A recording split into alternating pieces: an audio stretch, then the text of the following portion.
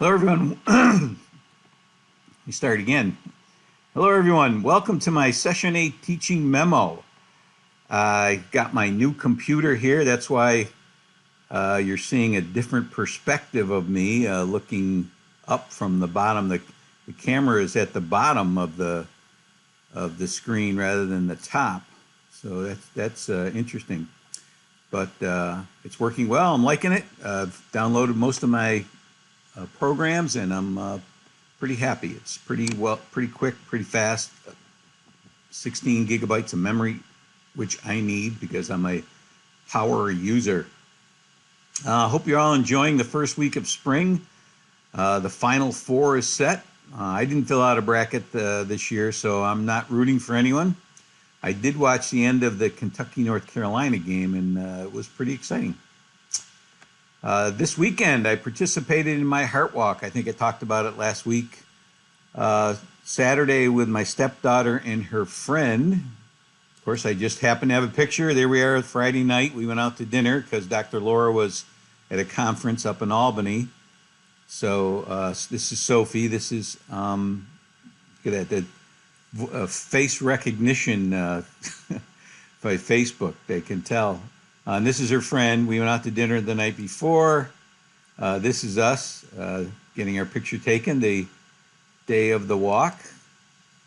And this is me. They recognize the top fundraisers, and I am the top fundraiser.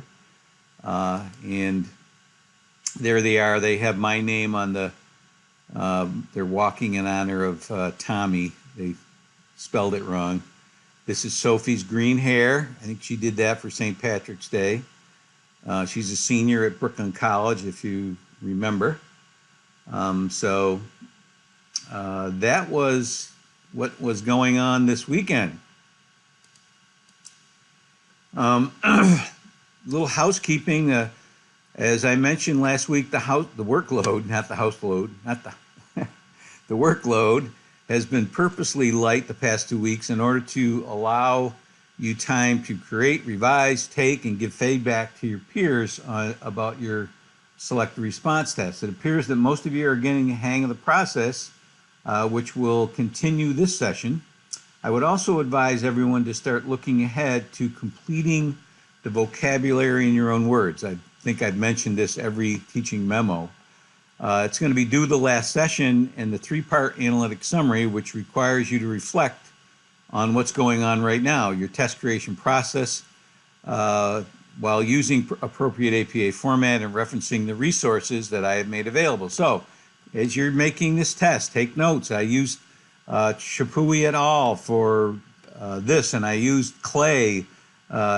Is this a trick question for this? So, some of you have done this already in your posts, so that's a good thing. And most of you, I don't think, looked at the guidelines in Chapui et al. Chapter 5, because I've seen a lot of guideline question-related issues of not creating your questions correctly, especially in fill-ins where your blank should be at or near the end of the sentence. They all should be the same length. Your matching should have at least one extra answer choice to avoid process of elimination. So those are things that also multiple choice. Your letter choices should be aligned with, you should have at least 4 letter choices, and they should be capital letters. So those are just a few of the guidelines that if you didn't read those sources, you're making those mistakes. I'm always concerned about people not participating in the group process of taking and giving feedback on the draft test. I am giving credit for doing this as part of your final select response test, albeit it's not a lot of credit. It's still credit. Therefore, it's important that everyone is participating. So remember, what gets graded gets done. Last week, I introduced information about the Every Student Succeeds Act, ESSA, which was signed into law in December 2015, and compared it, to some of the mandates of the older No Child Left Behind. ESSA regulations are being altered by the DeVos cabinet as I write this memo, so I can't really give you definitive information at this time. Really, they're, like she said in her confirmation hearing, she's given everything back to the states. Okay, we're not going to make you do anything. So time will tell what their regulations will be. And I know many states, and including New York, are going to create their own standards anyway, which will be much higher.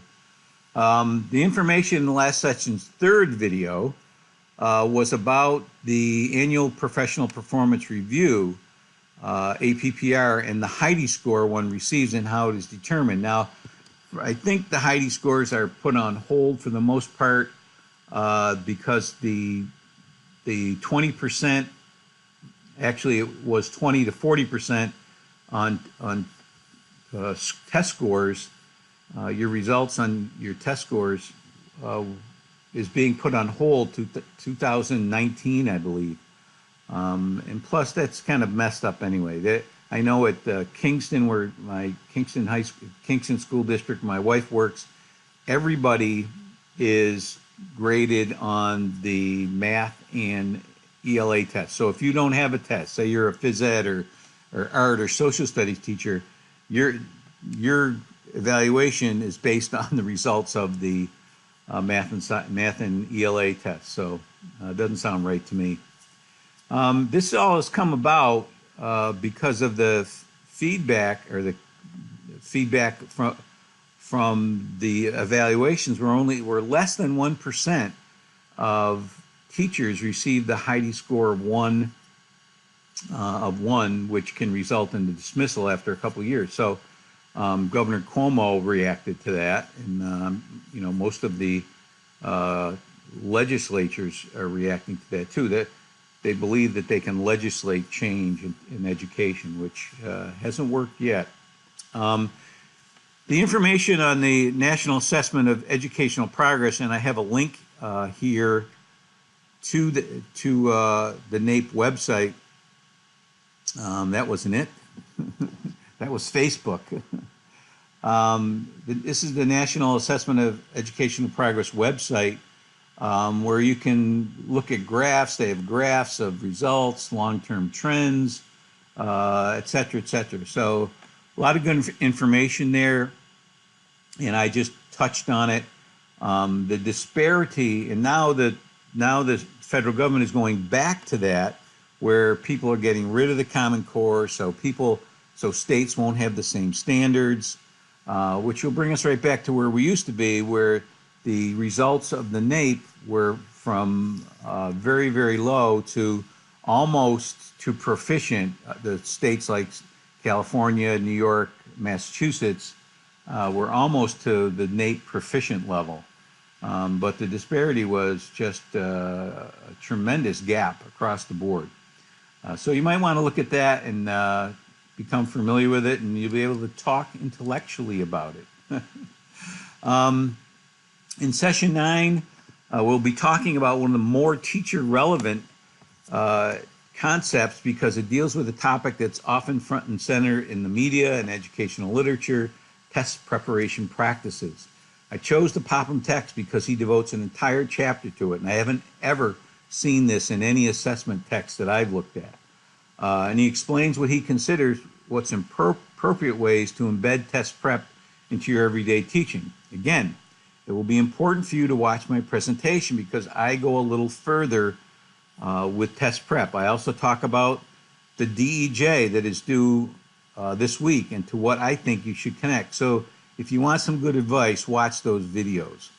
Many of you have reacted from personal experience when talking about large-scale standardized tests. You didn't do well, therefore you generalized that tests can't be good for all students.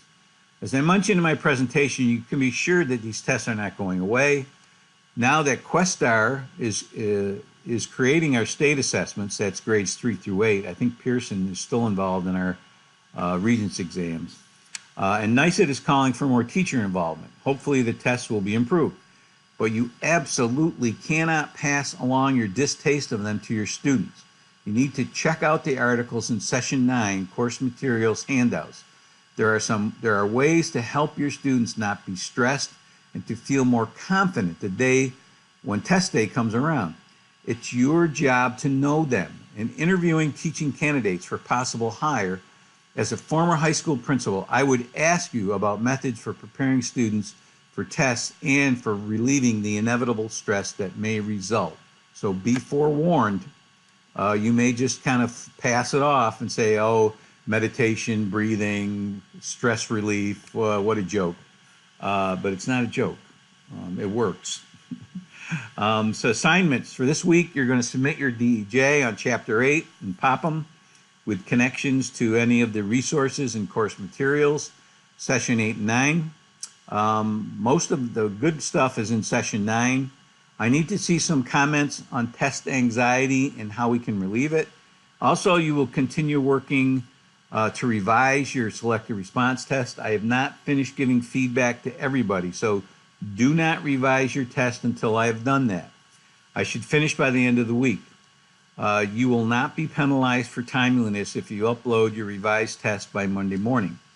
You will upload your revised test to your new group. Notice there is a new group, and I posted the names of the new group in the discussion board instructions and on the assignment page. I should be finished with giving feedback by the end of the week. And then the next week, you're going to have 3 weeks after that to get the rest of your work done. So you shouldn't feel too pressured about time right now. There's only 4 groups in on your selective response test. Your discussion, we're going to have one more discussion board. That group, those groups will stay the same as the old groups. Okay, this new group is just for the selective response test, the revised selective response test. This discussion board will be graded pass-fail. The only way to lose credit is if you don't post your classmates' test by the end of the session. And this time around, you'll take it and upload the answers to the same discussion board. Last time, we had 2 different discussion boards. This time, you're going to do it to the same one. You may also give feedback if you wish, but it's not mandatory. So that's it for this week. I'll talk to you again next Monday.